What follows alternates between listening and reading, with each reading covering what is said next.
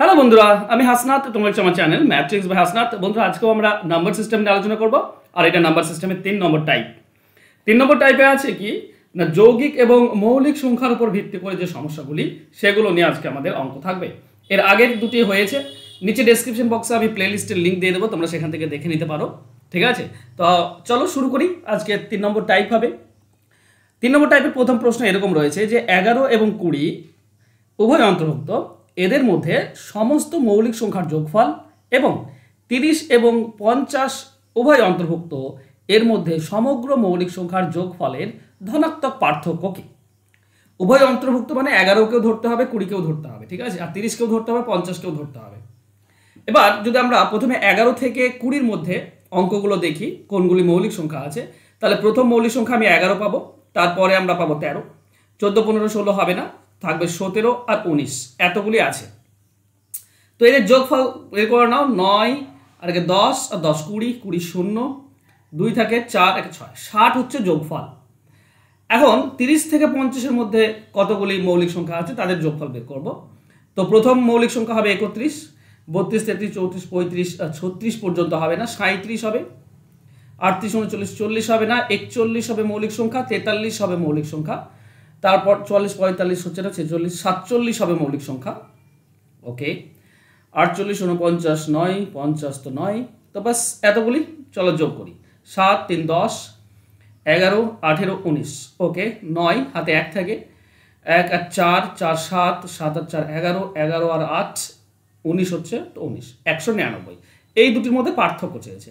এই দুটির মধ্যে পার্থক্য যদি করি, 60 বিয়োগ করলে 139 থাকছে, 139, এটা হবে আমাদের অ্যান্সার। 139 ধনাত্মক। আচ্ছা, মানে পজিটিভ নিতে বলেছে। হ্যাঁ, তুমি 60 থেকে যদি 199 বিয়োগ করো তো মাইনাস হয়, -139, কিন্তু মাইনাস বলেনি, আমাকে বলছে ধনাত্মক পার্থক্য কি, পজিটিভ নিতে হবে। 139 অ্যান্সার হবে অপশন এ। চলো যাবো আমরা নেক্সট কোশ্চেনে। নিচের কোন সংখ্যাটি মৌলিক? দেখো, মৌলিক সংখ্যা খোঁজার থেকে সবসময় চেষ্টা করবে মৌলিক নয় কোনটা খোঁজার, যৌগিক সংখ্যা খোঁজার চেষ্টা করবে। দেখো, শেষে 5 আছে, শেষে 5 থাকলে কখনোই মৌলিক হয় না, এটা বাদ চলে যাবে। দেখো সিতে, দেখো 5 1 6 আর 3 9, যোগ করলে 9 হচ্ছে, মানে 3 দিয়ে ভাগ যায়, বাদ চলে যাবে। এটাও যদি দেখো তো 8 আর 5 13 থাক, 323। আচ্ছা, 323 এমন একটা সংখ্যা, সেটা হচ্ছে 17 আর 19-এর গুণফল, তো এটাও তো মানে যৌগিক সংখ্যাটা বাদ চলে যাবে, তো একটাই থাকলো 571, এটাই হচ্ছে মৌলিক সংখ্যা। তো চেষ্টা করবে যদি মৌলিক সংখ্যা বলে তো যৌগিক সংখ্যাগুলোকে বাদ দেওয়ার চেষ্টা করবে, সেটা বেশি মানে সুবিধার হবে। চলো নেক্সট কোশ্চেনে যাই। নিচের কোন জোড়া পরস্পর মৌলিক? পরস্পর মৌলিক মানে যাকে কাটা যায় না এক ছাড়া অন্য কোনো সংখ্যা দিয়ে, যেমন 28 81, 28 81, 4, 28 81 তো কাটা যাচ্ছে না মনে হচ্ছে। চলো বাকিগুলো দেখি। 12 27, 3 দিয়ে কাটা যায়, বাদ দাও। 36 20, 4 দিয়ে কাটা যায়, বাদ দাও। 21 56, 7 দিয়ে কাটা যায়, বাদ দাও। একটাই আছে 28 আর 81, একে কোনো সংখ্যা দিয়েই দুটিকেই কাটা যায় না।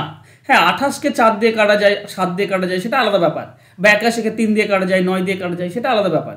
কিন্তু পরস্পর মৌলিক মানে কি, একই সংখ্যা দিয়ে দুটি কাটতে হবে, একই সংখ্যা দিয়ে দুটিকে কাটা যায় না, তাই এরা পরস্পর মৌলিক।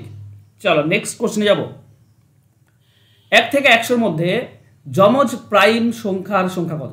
যমজ প্রাইম মানে কি বন্ধুরা, দুটি মৌলিক সংখ্যা যাদের মধ্যে পার্থক্য 2 হয়, যাদের মধ্যে পার্থক্য 2, সেটাই হচ্ছে যমজ মৌলিক সংখ্যা। যেমন 3 আর 5, দেখো 3 আর 5 এদের পার্থক্য 2, তার মানে এরা হচ্ছে যমজ মৌলিক, এগুলোকে বলা হয় যমজ মৌলিক সংখ্যা। ওকে, বা টুইন প্রাইম, টুইন প্রাইম। ওকে, তো এটা কয় জোড়া হয়?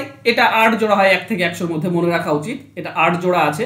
জোড়াগুলো বলে দিই, দেখো 3 5, তারপরে 11 আর 13, ঠিক আছে, 11 13 এরা যমজ প্রাইম। 17 19 এরা যমজ প্রাইম। তারপর 4 নম্বরটা হচ্ছে 29 31, 29 আর 31 এরাও যমজ প্রাইম। মৌলিক সংখ্যা দুই পার্থক্য রয়েছে।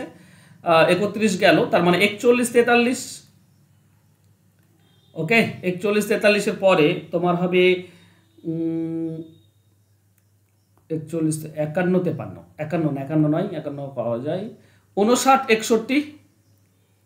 ওকে, 59 আর 61 এরা, আর আর আর 71 73, 71 আর 73, ওকে 7টি পাচ্ছি। আর কোনটা আমি মিস করছি? আপাতত 7টি তো পেলাম, 3 5, ওকে আচ্ছা 5 7 মিস করেছি, সরি 5 7 মিস করেছি, 5 আর 7 এরাও কিন্তু পরপর দুটি। হ্যাঁ, তাহলে 8টি আছে, আমার 8টি মনে আছে। তো এই হচ্ছে পরপর মানে 2 পার্থক্য বিশিষ্ট মৌলিক সংখ্যা, তাই না? এগুলো সবের মধ্যে 2 2 করে পার্থক্য রয়েছে। তো 8টি রয়েছে 1 থেকে 100-র মধ্যে, মনে রাখবে এটা, ঠিক আছে? মনে রাখার বিষয় এগুলো মনে রাখবে। চলো নেক্সট। 5-এর চেয়ে বড় কিন্তু 18 থেকে কম সমস্ত মৌলিক সংখ্যার যোগফলের 1/3 হলো এর বর্গ। কার বর্গ?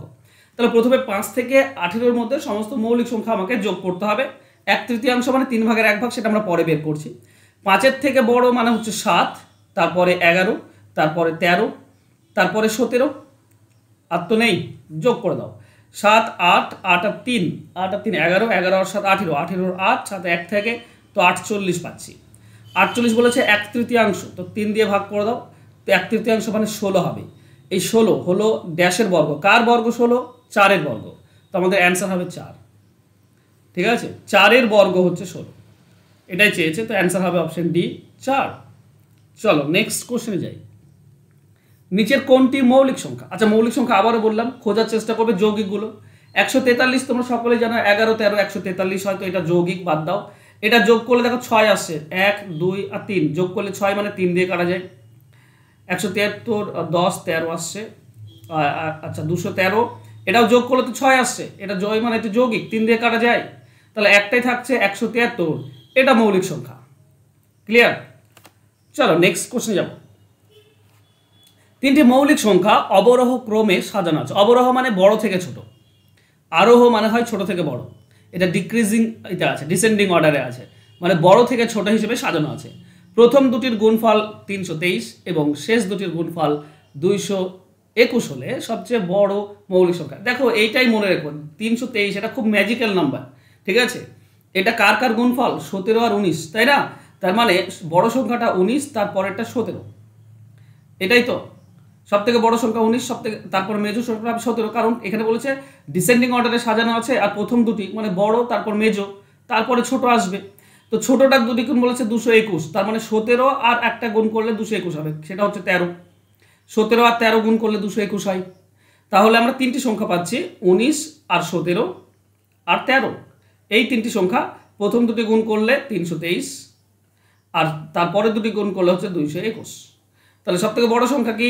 19, অ্যান্সার হবে অপশন সি। যদি বলতো ছোট সংখ্যা তো 13 হতো অ্যান্সার। চলো নেক্সট কোশ্চেনে যাব।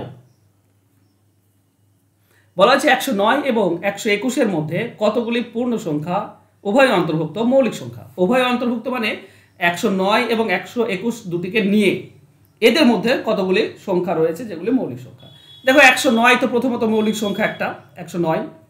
এর পরের মৌলিক সংখ্যা আমরা 113 পাই।